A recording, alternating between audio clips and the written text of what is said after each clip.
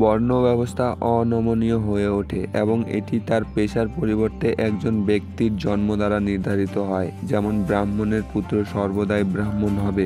নামে পরিচিত প্রতিষ্ঠানের মাধ্যমে শিক্ষা দেওয়া হতো, তার মধ্যে শূদ্রদের শিক্ষা গ্রহণ করার অনুমতি ছিল না।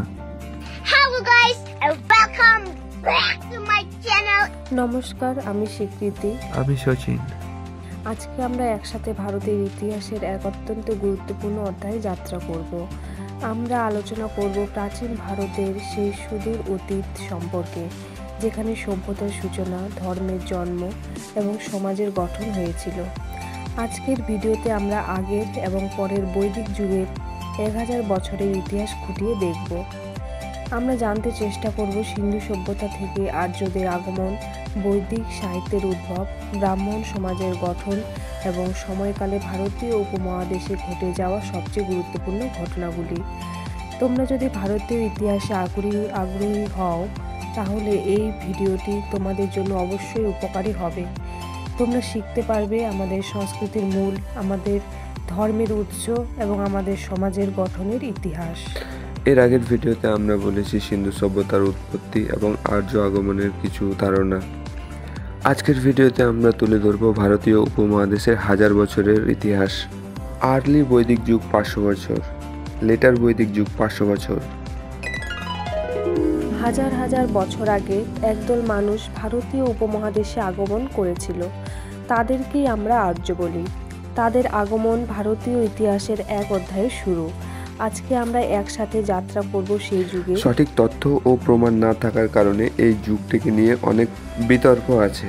আর্যরা কোথা থেকে এসেছিল এই নিয়ে ইতিহাসবিদদের মধ্যে বিতর্ক রয়েছে, তবে সাধারণত মনে করা হয় তারা মধ্য এশিয়া থেকে এসেছিল। ইন্দো আর্য জনগোষ্ঠী ভারতীয় উপমহাদেশের বাইরে থেকে এসেছিল। এই তত্ত্বকে ঘিরে দৃশ্যকল্পকে ব্যাখ্যা করে ভারতীয় উপমহাদেশের বাইরে ইন্দো আর্য উৎপত্তি। এই তত্ত্বের প্রবক্তাগণ সাধারণত এটাই বিবেচনা করেন যে ভারতীয় উপমহাদেশে এবং আনাতোলিয়ায় প্রাচীন মিতানি ইন্দো আর্যগণ মধ্য এশিয়া থেকে এসেছিলেন। হরপ্পা যুগের শেষ সময়ে প্রায় 1500 খ্রিস্টপূর্বাব্দে ধীরে ধীরে এই অভিপ্রায়ন শুরু হয়েছিল এবং এর ফলে ভারতীয় উপমহাদেশে উত্তরাঞ্চলে ভাষা পরিবর্তন ঘটে। ইরানে ইরানীয়গণ ইরানীয় ভাষাসমূহ নিয়ে আসেন, যেগুলো ইন্দো আর্য ভাষাসমূহের নিকটাত্মীয়। Are you comedy me?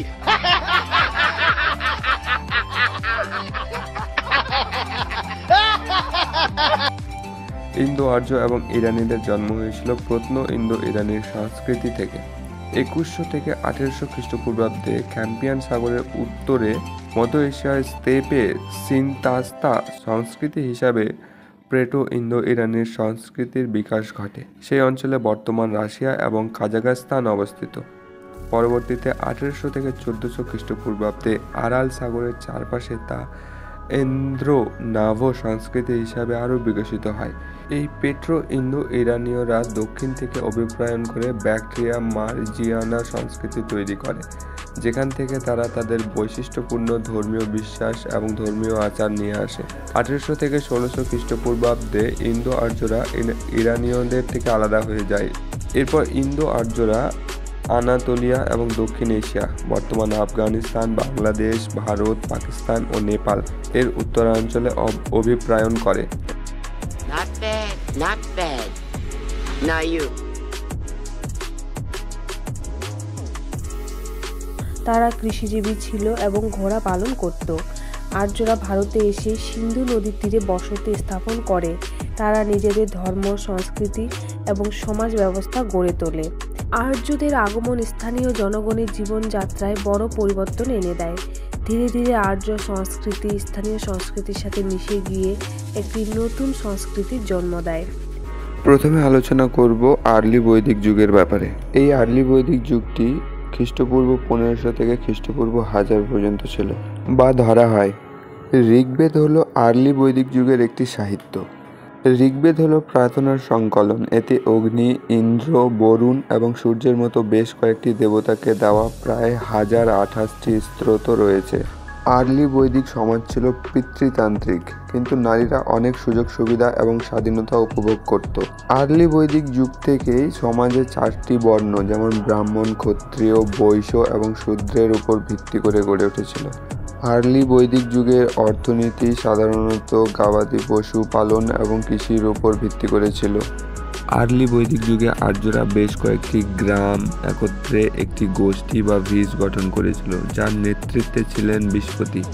বেশ কয়েকটি গ্রাম মিলে একটি উপজাতি বা জন গঠন করেছিল। জন একটি রাজা দ্বারা শাসিত হতো, যিনি রাজন নামে পরিচিত।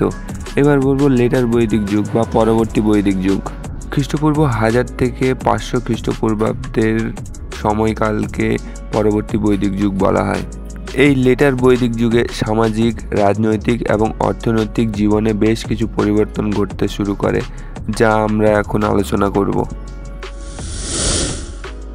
আর্লি বৈদিক যুগের তুলনায় লেটার বৈদিক যুগের আর্যরা মানে আদি, আধা যাযাবর এবং যাজক সমাজ ধীরে ধীরে একটি ঘন বসতিপূর্ণ কৃষি সমাজে রূপান্তরিত হয়।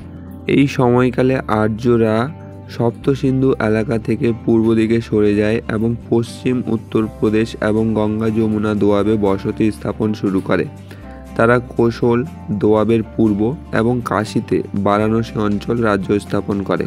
পরবর্তী 3টি বেদ সামবেদ, যজুর্বেদ এবং অর্থবেদ পরবর্তী বৈদিক যুগে রচিত হয়েছিল। পরবর্তী বৈদিক যুগে সমাজ ব্যবস্থা, পারিবারিক অবস্থা, শিক্ষা ব্যবস্থা খুবই কঠোর ছিল আর্লি বৈদিক যুগের তুলনায়। বর্ণ ব্যবস্থা অনমনীয় হয়ে ওঠে এবং এটি তার পেশার পরিবর্তে একজন ব্যক্তির জন্ম দ্বারা নির্ধারিত হয়, যেমন ব্রাহ্মণের পুত্র সর্বদাই ব্রাহ্মণ হবে। বর্ণের মধ্যে আন্তঃমিলন এবং খাবারের অনুমতি ছিল না। ব্রাহ্মণ ও ক্ষত্রিয়রা অন্য 2 বর্ণের চেয়ে বেশি সুবিধা ভোগ করত। বৈশ্যরা সাধারণ মানুষকে গঠন করেছিল। তারা কৃষি, গবাদি পশু ও ব্যবসা ও শিল্পতে নিয়োজিত ছিল। শূদ্ররা ছিল অন্য 3 শ্রেণীর সেবা করার জন্য। তারা শিক্ষা ও সম্পত্তির মালিকানা থেকে বঞ্চিত ছিল। নামে পরিচিত প্রতিষ্ঠানের মাধ্যমে শিক্ষা দেওয়া হতো, তার মধ্যে শূদ্রদের শিক্ষা গ্রহণ করার অনুমতি ছিল না। আর্লি বৈদিক যুগের তুলনায় পরবর্তী বৈদিক যুগের ধর্মীয় জীবনও অনেকটা পাল্টে গিয়েছিল। আর্লি বৈদিক যুগের প্রাকৃতিক দেবতারা তাদের প্রাধান্য হারিয়ে ফেলেছিল এবং পরবর্তী বৈদিক যুগে ত্রয়ী দেবতা সর্বোত্তম হিসাবে আবির্ভূত হয়। এদের মধ্যে অন্তর্ভুক্ত ব্রহ্মা, যিনি সৃষ্টিকর্তা ছিলেন, বিষ্ণু, যিনি রক্ষাকর্তা, এবং শিব, যিনি ধ্বংসাকারী। এছাড়াও লক্ষ্মী, দুর্গা, কালী ও পার্বতীর মতো নারী দেবতারও পুজো করা হতো। বলিদান এবং জটিল আচার অনুষ্ঠানগুলি উপাসনা করা হতো। পরবর্তী বৈদিক যুগে লোহার ব্যবহার দেখা যায়। লোহার ব্যবহার পরবর্তী বৈদিক যুগকে কৃষিক্ষেত্রে অনেক উন্নত করে দিয়েছিল। সেই সময় চাষ করা হতো ধান, গম, যব, মটরশুঁটি এবং তৈলবীজ। এছাড়াও বিভিন্ন ধরনের মসুর চাষ করা হতো এবং গবাদি পশুও পালন করা হতো।